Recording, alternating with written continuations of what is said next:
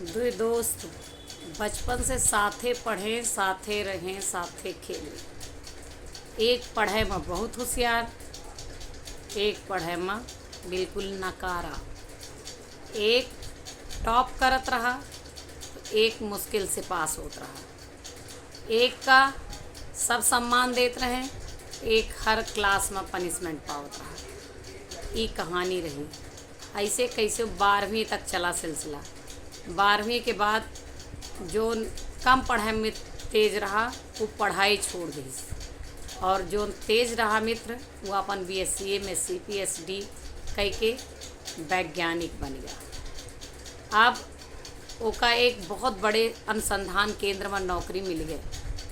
आज ओका इनाम मिलत रहा। जब इनाम मिलत रहा तो ओका अपने पुराने मित्र का याद आया कि काश आज वह देखत तो बड़ा खुश होता है और सोचत कि हमहू पढ़े मेहनत के हुई तो आज हमहू यहाँ तक पहुँच गया हुई।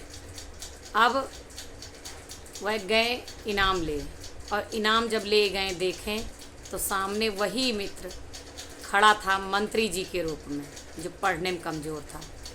और जैसे इनका देखिस वैज्ञानिक जी का बुलाए के काने में कहिस कि अरे अगर तुमका हमारे सामने हाथ फैलावे रहा तो इतना पढ़े लिखे का जरूरत है।